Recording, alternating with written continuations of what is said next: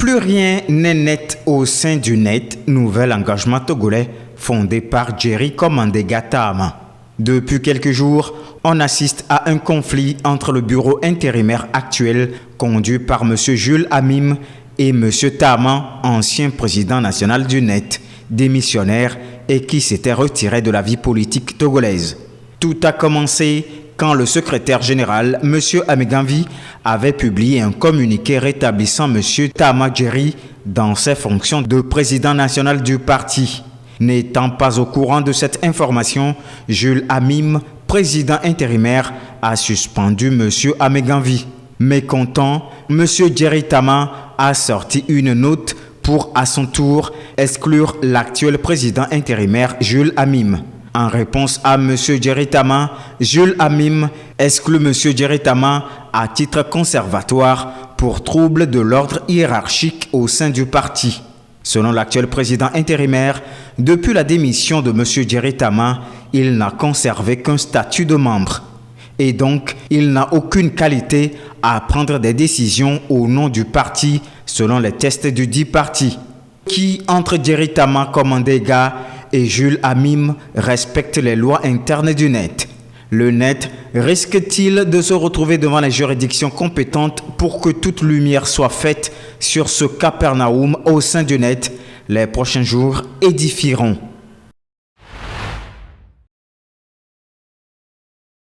Depuis 2017, le Togo a enregistré un nombre croissant de diplômés issus des institutions d'enseignement supérieur et de formation technique et professionnelle des jeunes. Cependant, cette croissance ne s'accompagne pas nécessairement d'une correspondance directe entre la formation reçue et les besoins du marché du travail. À cause de l'augmentation du nombre de diplômés, plusieurs problèmes sont apparus comme l'inadéquation entre formation et emploi, le chômage et sous-emploi ainsi que le manque de données précises. Ainsi, ces problèmes mettent en lumière la nécessité d'une enquête plus approfondie pour comprendre les dynamiques de transition des diplômés et pour adapter les politiques publiques aux réalités du marché du travail. Il s'agira d'évaluer l'insertion professionnelle, mesurer le taux d'emploi des diplômés, identifier les secteurs d'activité où ils trouvent des emplois et évaluer la satisfaction des employeurs quant aux compétences des diplômés. Il sera aussi question d'identifier les lacunes, déterminer les écarts entre les compétences acquises durant la formation et les compétences demandées par les employeurs afin de proposer des améliorations dans les programmes de formation. Également, cette enquête permettra d'analyser les facteurs de réussite et d'échec pour identifier les facteurs qui facilitent ou entravent l'insertion professionnelle des diplômés en tenant compte de variables telles que le niveau de qualification, le domaine d'études et les compétences spécifiques acquises. Entre autres, elle permettra de formuler des recommandations pour ajuster les politiques éducatives et les programmes de formation afin de mieux répondre aux besoins du marché du travail et d'améliorer l'employabilité des futurs diplômés. Et enfin, créer une base de données. Selon les dernières prévisions partagées par les services météorologiques, la pluie devrait être de retour bientôt. Ce retour des pluies est prévu à des dates spécifiques selon les régions. Ainsi, dans les régions de l'Est et du Sud du pays, les prévisions annoncent un début probable le 13 août prochain. Dans les régions de l'Ouest, du Nord-Ouest, du littoral et surtout du Sud-Ouest, cette nouvelle saison des pluies continuera sans interruption spécifique mentionnée. Toutefois, rappelons que si des pluies au rendez-vous sont une bonne nouvelle pour les producteurs agricoles, elles restent également des risques, notamment face aux possibles inondations. Si dans le premier cas, les agriculteurs doivent se préparer en fonction de ces prévisions pour optimiser leurs pratiques, dans le second cas, il est important de renforcer les capacités d'intervention des agences en charge du suivi des inondations, ceci afin de réduire les risques de catastrophes.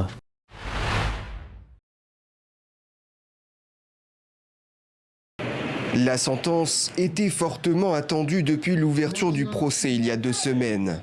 Mis en cause, l'ancien président de la CENI Corneille Nangaa, aujourd'hui à la tête de l'Alliance Fleuve Congo, et ses alliés du M23, membres de ce mouvement politico-militaire, ont été condamnés à la peine capitale par la cour militaire de Kinshasa. Pour le prévenu Corneille Nangaa Yopelo, à la question de savoir si le prévenu est coupable des infractions, des crimes de guerre, de participation à un mouvement insurrectionnel et des trahisons mises à sa charge, à la majorité de voix de ses membres, la communauté de Kinshasa-Gombe répond oui. En conséquence, les condamne par défaut à la peine de mort. Une amende d'$1 milliard a également été ajoutée à la charge de tous les condamnés. Si 5 accusés étaient présents au tribunal, les 21 autres, dont Corneille Nangaa, étaient absents et considérés comme étant en fuite. L'arrestation du chef de l'AFC et la confiscation de ses biens a tout de même été ordonnée.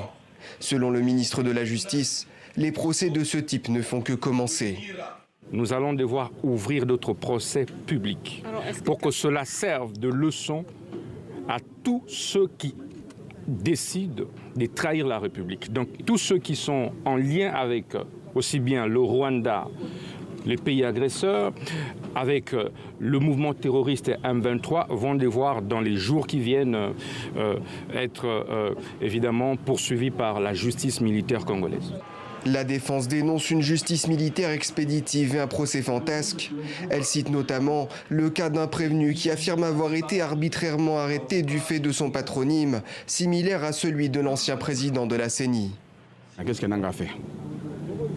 Où est-ce qu'on l'a arrêté? On l'a arrêté avec quoi? Rien. Donc son seul péché, c'est de s'appeler Nangaa, c'est tout. Il a trahi en faisant quoi? Quel est l'acte constitutif, l'acte qu'il a posé? Il n'a rien fait. On a pris son téléphone. Pourquoi on ne t'a pas dit que nous on a trouvé des messages et autres avec... On n'a rien trouvé, il n'y a rien. Face à l'avancée du M23, en mars dernier, Kinshasa a décidé de lever un moratoire sur l'exécution de la peine de mort, pourtant en vigueur depuis 2003. Depuis début juillet, malgré les critiques des ONG, près de 50 militaires congolais ont été condamnés à la peine capitale.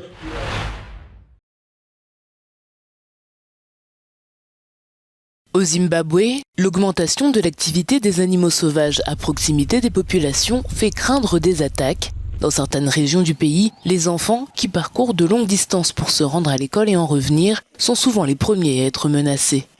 Les autorités et les parents espèrent qu'une initiative visant à leur apprendre à identifier les dangers pourrait atténuer le risque. C'est ce que la société privée Save Valley Conservancy et les agences des parcs du pays ont mis en place. Un programme sur la manière de reconnaître les signes de danger et de coexister avec les animaux sauvages. Aller à l'école est toujours une expérience effrayante parce que nous traversons des forêts et que nous voyons parfois des empreintes d'animaux. Nous avons appris des stratégies pour coexister avec les animaux sauvages, ce qu'il faut faire si l'on rencontre un animal, lire la direction du vent, utiliser le sable et bien d'autres choses. Nous avons toujours peur et nous ne nous sentons pas en sécurité quand nous allons à l'école. Les vastes étendues de la Save Valley Conservancy, qui constituent un havre pour la faune et la flore du Zimbabwe, abritent des troupeaux d'animaux sauvages, dont des girafes ou encore des éléphants. Ces grands animaux sont en conflit avec l'homme. Dans une communauté, la personne la plus touchée est l'enfant. C'est l'enfant qui va à l'école, c'est lui qui s'occupe de l'animal et qui va chercher de l'eau ou encore du bois. Donc tous les enfants sont en fait les personnes qui sont touchées. C'est pourquoi nous ciblons les écoles. Enfin, ce programme en particulier cible les écoles pour qu'elles sachent comment les animaux se comportent. Les autorités scolaires sont souvent obligées de retarder le début des cours et de les terminer plus tôt pour permettre aux enfants concernés de se déplacer pendant la journée lorsque les animaux sauvages ne sont pas susceptibles de rôder autour des communautés. Un nouveau système électoral en perspective en Somalie. Le gouvernement somalien a approuvé jeudi un projet de loi instaurant le suffrage universel direct pour les élections à l'échelle nationale. Une révolution pour ce pays d'Afrique de l'Est abonné au suffrage indirect depuis 55 ans. En Somalie, en effet, les législateurs votent pour le président alors que les chefs de clan et les anciens élisent les législateurs au sein du gouvernement fédéral et des États régionaux. En 2020, le pays devait expérimenter la formule « un homme, une voix », mais il a rétropédalé face aux contraintes logistiques et sécuritaires. Le projet de loi sur le vote direct doit encore être adopté par le Parlement. Le suffrage universel direct est l'une des promesses du président Hassan Sheikh Mohamoud, élu par les députés pour un mandat de 5 ans, en mai 2022.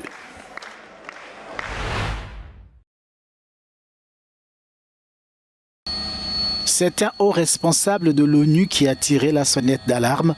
Une vaste partie de l'Afrique pourrait tomber sous le contrôle du groupe État islamique et d'organisations terroristes affiliées. Vladimir Voronkov a fait cette mise en garde jeudi au Conseil de sécurité.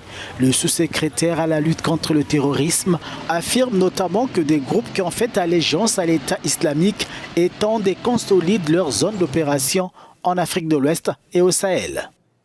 Le paysage du terrorisme en Afrique de l'Ouest et au Sahel reste difficile et complexe. Les groupes terroristes continuent de s'étendre dans la région et de faire de nombreuses victimes, ce qui compromet la stabilité régionale. Deux des affiliés de Daesh dans la région, la province d'Afrique de l'Ouest de l'État islamique et l'État islamique dans le Grand Sahel, ont étendu et consolidé leur zone d'opération.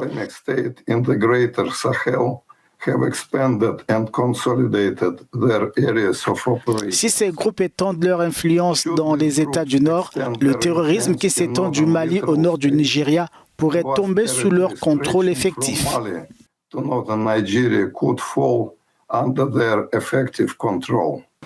Mais pas que. Le Mozambique, la République démocratique du Congo et la Somalie connaissent aussi une augmentation d'attaques terroristes faisant plusieurs victimes.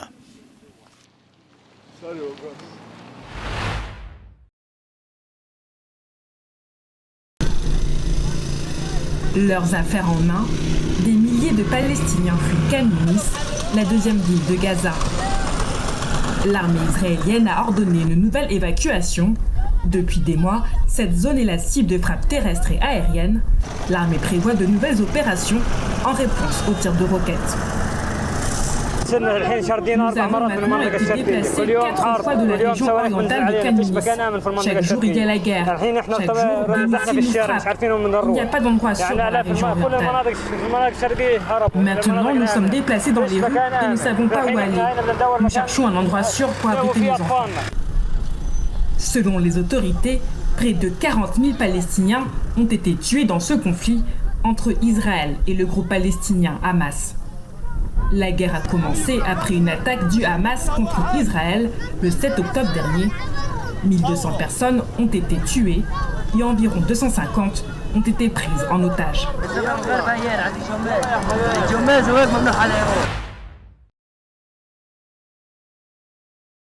Tantôt chef omnipotent, tantôt vieux sage, toujours imposant, Issa Hayatou incarnait le football africain pour le meilleur et pour le pire. Cet héritier d'une lignée de sultans de Garoua a d'abord été maître sur ses terres, patron de la fédération camerounaise dans les années 80 avant une élection surprise à la CAF. De 1988 à 2017, le chef de la Confédération africaine contribue au rayonnement du football africain sur la scène internationale. Il obtient un 5e représentant du continent à la Coupe du Monde. Et sous sa présidence, l'Afrique du Sud organise le premier mondial sur le sol africain. C'était en 2010. Début d'une décennie mouvementée, marquée par l'attaque du bus de la délégation togolaise en route vers la CAN 2010 en Angola. Hayatou décide alors de suspendre le pays pour 2 Coupes d'Afrique. Autre crise majeure à gérer pour Issa Hayatou, le retrait de l'organisation de la CAN 2015, initialement prévue au Maroc. Le pays voulait un report à cause de l'épidémie Ebola, fin de non-recevoir du président. Homme influent à la FIFA, malgré une défaite cinglante pour la présidence en 2002, son nom n'est jamais loin des affaires de corruption. Il est notamment mis en cause pour avoir perçu des pots de vin d'une société marketing en 2010 ou encore du Qatar pour l'organisation de sa Coupe du Monde. Mais pendant que le FIFA Gate fait tomber Michel Platini ou encore Sepp Blatter, Hayatou n'est pas inquiété. En ce qui me concerne, je suis tranquille. Vous vous rendez compte avec tout ce qui se passe là, si jamais ces enquêteurs-là avaient le moindre soupçon sur ma gestion, ils vont me laisser. Après 3 décennies à la CAF, sa chute sera brutale. En 2017, Ahmad Ahmad le renverse à la surprise générale. Fin d'une époque pour le football africain, fin d'une longue carrière pour Issa Hayatou. On en sait un peu plus sur les raisons du retard de la signature du contrat avec le sélectionneur choisi Nibombe Daré. Il s'agit pour lui de ne pas vouloir choisir comme son adjoint Koubadia Kader. Depuis jeudi, du côté du ministère en charge des sports et ce vendredi du côté de Nibombe Daré, assez de zones d'ombre dans cette affaire de signature de contrat ont été éclairées. Dans une sortie du directeur de communication du ministère des Sports, les avantages de M. Daré comme entraîneur sont désormais connus de tous. 12 millions comme salaire du sélectionneur et 14 millions supplémentaires pour son staff. Mais pour Nibombe Daré, intervenu vendredi sur un média local, c'est sur les médias qu'il apprend son salaire et celui de son staff. Mais la vraie pomme de discorde selon Daré, c'est son refus d'accepter Koubadia Kader comme adjoint. Ces raisons, Kader ne maîtrise pas assez le football local. En lieu et place, Daré souhaite travailler avec Abalo Dossé, qui seul est resté sur le terrain togolais ces 10 dernières années, impliquant qu'il a une vision un peu plus précise du sport local togolais, contrairement à Kader qui passe la majorité de son temps à l'extérieur. Pourquoi on ne veut pas laisser M. Daré Nibombe choisir les membres de son staff comme ce fut le cas de son prédécesseur? Difficile à dire.